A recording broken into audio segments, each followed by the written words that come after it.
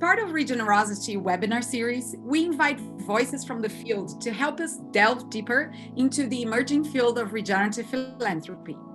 Scaling is a buzzword when it comes to philanthropy, but when we talk about regeneration, we often avoid using words like scaling, models, best practices. Still, this is an interesting inquiry for us. Together with a global audience of other projects, funders, partners, and network weavers that make up the Regenerosity Network, we identified the following 10 pathways for helping projects to scale regeneratively. Number 1, reawaken indigenous and traditional knowledge. In the minority world, most of our communities are many generations removed from the wisdom of our ancestors who were connected to Earth's rhythms and knew how to be good stewards of life.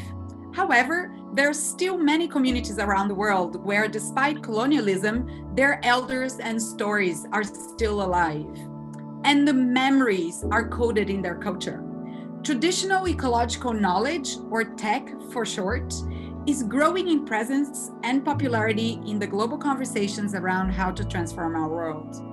One path to scale regeneratively is to begin by creating a bridge to the existing practices, stories, rituals, and ways of knowing rooted in ancient cultures that for generations worked regeneratively with the land, water, soil, and air cycles. The second way that we could work to scale in a way that could be regenerative is to change culture and mindsets. The well-regarded systems thinker Donella Meadows identified that one of the most impactful leverage points of change to intervene in a system is at the level of our culture and our mindsets, our paradigm.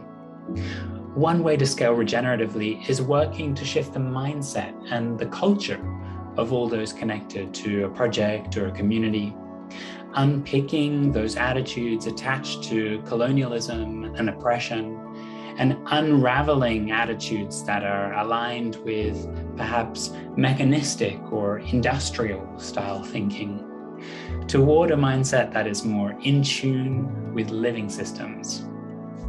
Over the next decade, as we work to transform trillions of financial capital into living capital, we can also grow cultural capital in funding communities and with philanthropists, enabling them to understand living patterns and engage with their project partners, their peers, at a deeper level. Through expanding the worldview of all involved, we can recognize the existing wisdom of regenerative practitioners. We can highlight it and share stories of that wisdom, and also we can shine light upon the places in our dominant conventional culture that need to change. Number 3 is go for adaptability over replicability. So as funders, when we talk about scaling, we often are really talking about replicability. However, within regenerative design, so much about the projects is really embedded in the uniqueness of their place, of their culture, and also in their process of designing and running projects. No two bioregions or ecosystems or people or no two cultures are ever the same. Each place is unique, and as such, each design emerging from that place is unique. In essence, we can't simply replicate projects. We can't just put best practices out in the world and expect everyone to adhere to them. So instead, we should look for opportunities to adapt. And how can we learn from projects to adapt their successes to other regions and other spaces and other cultures? Number 4, discover potential and then find the trim tabs. One of the key principles of regenerative design is to find the leverage points of intervention, acupuncture points, or as we say in permaculture, maximum results for minimum efforts. The sweet spot is what Buckminster Fuller called the trim tab, the little part connected to the rudder of a ship whose small movements can create big changes in direction. The task at hand is to find strategies that can demonstrate how a new way of thinking can create an outsized ability to increase the community's potential. The potential to hold more life, human, wild animals, and plant life alike. In the story of Alep's project, the trim tabs are old water tanks that, when regenerated, brought not only the tangible benefits of reversing drought and igniting the economy, but also created cultural connection, reawakening indigenous knowledge, and helping to develop the potential of the landscape. Essentially, the question to guide us is, how many problems can you solve, dissolve, or resolve through one single intervention? This old adage of "I'll believe it when I see it" is the reason why so many projects start with a pilot or demonstration site. These are high leverage spaces that can be used not only to show alternative practices, but also train and build capacity around those practices. They prototype strategies and designs specific to that place so that the learnings from a pilot phase can inform how the project can grow in that particular context. Especially for smallholder farmers or other stakeholders who are already under hardship, being able to see the positive benefits of changes in their practices can melt away some of the barriers to transitioning to nature-informed designs. Focusing on immediately visible value that new approaches can bring helps create interest and increase the will to engage. At the heart of any regenerative practice is the principle of increasing the capacity and capability of living systems to evolve and generate more value. This often starts with developing the capacity and unique genius of people in that place. It's important to design into programs opportunities for reflection, learning, exchange, and evolution in a way that also grows people's capacity to support scaling programs. A common learning strategy is to build the capability of community multipliers to engage new participants into the program, a kind of training of trainingers approach. Such processes are also full of challenges, mistakes, and adaptations, so creating opportunities for different groups to come together, celebrate, integrate learning, and cross-pollinate can help with scaling successfully.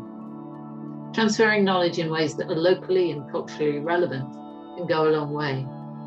In Bassett, for example, the team created stones to spread good practice around dealing with COVID-19 in vulnerable communities as part of a large group designing a permaculture radio program.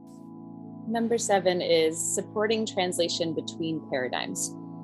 So the larger work that is required to really scale regenerative projects is nothing short of a global paradigm shift. We need to move towards nature-inspired cooperation rather than competition, moving from a zero-sum game in which one can only profit at another's expense towards a win-for-all game dynamic, from mechanistic metaphors and understanding of the world towards really understanding the world as whole systems nested within whole systems. And so we can invite bridge builders, almost regenerative translators, into projects, people who can understand both of those paradigms and can help adapt the requirements of funders to the needs of projects and also vice versa. For resource and support at high levels of scale, as is reflected in evaluation, regenerative project will always develop towards more compact complexity, maturity, and diversity. Scale can be achieved not only by growing one initiative, but by weaving initiatives together at a level of the larger whole the project is nested in.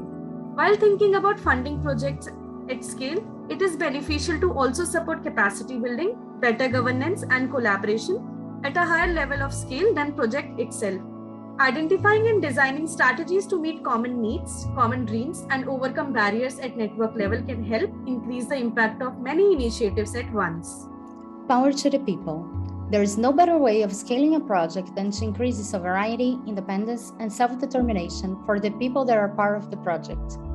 For long-term regeneration and growth, it is paramount to design projects that have shared power and at their core principles through initiatives that address land right and land access, strategies that develop the commons, shared infrastructure, and support for community-level governance. A 10th pathway to scaling regeneratively is to build financial management capacity. Even if initiatives can access funds, many initiatives lack the experience of managing large amounts of financial capital. In early stages of the project, it is advisable to identify talent in local organizations and communities who can be supported in mastering such tasks. For more participatory approaches, start with smaller sums so all stakeholders can build trust in the process, while using these opportunities in a developmental way. Eventually, initiatives should be encouraged and supported to create their own funds and other financial instruments towards more financial autonomy for their members.